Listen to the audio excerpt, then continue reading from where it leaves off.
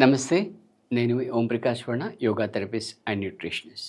ఈ మధ్యకాలంలో చాలామంది సెడెంటరీ లైఫ్ స్టైల్ లీడ్ చేస్తున్నారు. అంటే ఎస్పెషల్‌గా మన మొబైల్‌లో మనం ప్రాపర్‌గా ఫోన్ మాట్లాడాలన్నా, ఇంటర్నెట్ వర్క్ చేయాలన్నా కూడా దానికి సిగ్నల్ కనెక్షన్ ప్రాపర్‌గా ఉండాలి. అంటే అది టవర్ నుంచి ఏదైతే మొబైల్ టవర్ ఉందో, ఆ టవర్ నుంచి వచ్చే సిగ్నల్స్ అనేవి ప్రాపర్‌గా ఉండాలి. So, at the same time మన బాడీలో కూడా ఒక సిగ్నల్ రిసీవింగ్ టవర్ లాగా వర్క్ చేసే మోస్ట్ ఇంపార్టెంట్ ఆర్గాన్ వచ్చేసి బ్యాక్ బోన్. సో, మన యోగాసనాస్ విషయానికొచ్చినట్లయితే 84 లాక్ యోగాసనాస్ ఉంటాయి.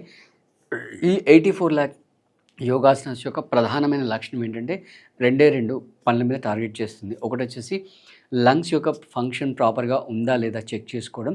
రెండోదొచ్చేసి బ్యాక్ బోన్ స్ట్రెంత్ పెంచడం. అంటే యాక్చువల్‌గా మన యోగా ప్రకారం మాట్లాడాలంటే మనిషి యొక్క వయసుతో సంబంధం లేకుండా ఒక మనిషి యంగా, ఓల్డా అని చెప్పాలి అనంటే ఖచ్చితంగా బ్యాక్ బోన్ యొక్క స్ట్రెంత్, బ్యాక్ బోన్ యొక్క స్టామినా పైన ఆధారపడి ఉంటది. ఈవెన్ అంటే 71 ఇయర్స్ ఏజ్ ఉన్నప్పటికీ కూడా బ్యాక్ బోన్ స్ట్రాంగ్‌గా మంచి స్టామినా కలిగి ఉంటే గనక ఆ పర్సన్‌ని 71 ఇయర్స్ యంగ్ అంటాం. అదే ఒకవేళ గనక బ్యాక్ బోన్ స్ట్రాంగ్‌గా లేకుండా ఉంటే రైట్, అప్పుడు 17 ఇయర్స్ ఏజ్ ఉన్నా కూడా మనం ఆ పర్సన్‌ని 17 ఇయర్స్ ఓల్డ్ అంటాం.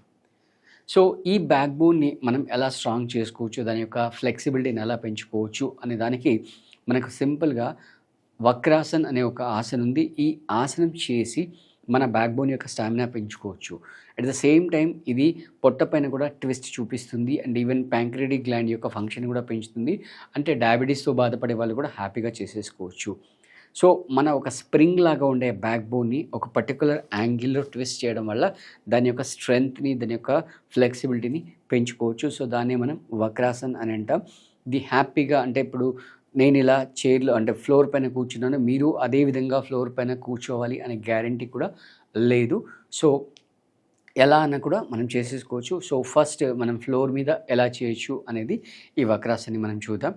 సో, బోత్ సైడ్స్ మనం ట్విస్ట్ చేస్తాం. ట్విస్ట్ చేసి స్టార్టింగ్‌లో ఒక 10 కౌంట్ హోల్డ్ చేయండి. తర్వాత మెల్లిమెల్లిగా పెంచుతూ 20, 30 కౌంట్స్ నుంచి 1 మినిట్ వరకు కూడా వెళ్ళొచ్చు. సో, ఫస్ట్ మనం ఏం చేద్దామంటే ఈ షోల్డర్ ఇక్కడ ఉన్న షోల్డర్‌ని మనం ఎగ్జాక్ట్‌గా 90 డిగ్రీస్ ట్విస్ట్ చేస్తాం. అంటే 90 డిగ్రీస్ మూవ్ చేస్తాం. అంటే ఇక్కడ ఉన్న షోల్డర్ ఇక్కడ సెంటర్‌కి వస్తుంది. అండ్ నెక్స్ట్ ఈ ఏదైతే రిస్ట్ ఉందో రైట్ రిస్ట్‌ని ఈ లెఫ్ట్ నీతో ఇంటర్లాక్ చేస్తాం. ఇంటర్లాక్ చేయడం వల్ల ఈ షోల్డర్ మూవ్ అవుతుంది. ప్లస్ బ్యాక్ బోన్ కూడా ట్విస్ట్ అవుతుంది. సో, ఈ విధంగా ఇలా ట్విస్ట్ చేస్తాం. ఇప్పుడు ఈ తలని ఇలా లెఫ్ట్ షోల్డర్ నుంచి వెనక్కి తీసేసుకోవచ్చు అనమాట.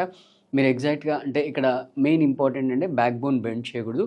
బ్యాక్ బోన్ స్ట్రెయిట్‌గా పెట్టాలి. సో, ఈ విధంగా ఒక 10 count 1, 2, 3, 4, 5, 6, 7, 8, 9, 10. Relax. Next, opposite side. 1, 2, 3, 4, 5, 6, 7, 8, 9, 10. So, equal duration అంటే మీరు రైట్ సైడ్ ఎంత కౌంట్ చేస్తారో లెఫ్ట్ సైడ్ కూడా అంతే కౌంట్ ఇలా చేస్తూ గ్రాడ్యువల్గా దీన్ని పెంచుకోవచ్చు. సో, ఇప్పుడు ఇందాక మనం కింద కూర్చొని చేసాం కదా! సో, దీన్ని అంటే కింద కూర్చోలేని వాళ్ళు సోఫాలో కానీ, చైర్‌లో కానీ కూర్చొని ఎలా చేయొచ్చు అనేది కూడా మనం చూద్దాం.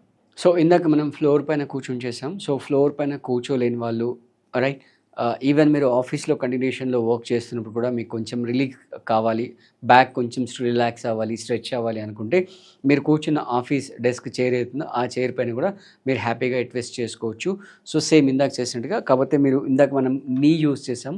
నీ కాకుండా మీ హ్యాండిల్ ఏదైతే ఉందో చైర్ హ్యాండిల్‌ని 2 హ్యాండిల్స్‌ని ఇలా పట్టుకొని ఇలా ట్విస్ట్ చేయొచ్చు. ఇలా ట్విస్ట్ చేసి 1, 2, 3, 4, 5, 6, 7, 8, 9, 10.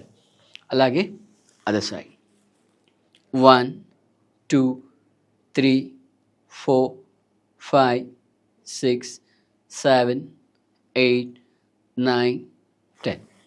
సో, ఆబ్వియస్లీ మీరు కింద కూర్చున్నప్పుడు స్ట్రెచింగ్ అనేది ఎక్కువ వస్తుంది చైర్‌లో కూర్చున్న దానికంటే. బట్ అంటే అవకాశం లేని వాళ్ళు, కింద కూర్చోలేని వాళ్ళు, ఇందాక చెప్పాను కదా ఆఫీస్‌లో మీరు ఆల్రెడీ వర్క్ చేస్తూ ఉంటారు కాబట్టి సో, వాడి కొరకు ఈ విధంగా మీరు చైర్‌లో కూడా చేయొచ్చు.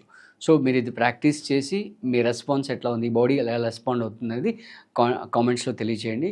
అలాగే మీకు ఇంకా వేరే టాపిక్స్ పైన ఏ టాపిక్స్ పైన ఆసనాలు కావాలో కూడా చెప్పండి. దాన్ని బట్టి మేము మీకు ఆ వీడియోస్ చేసి మీకు అందిస్తాం. Thank you.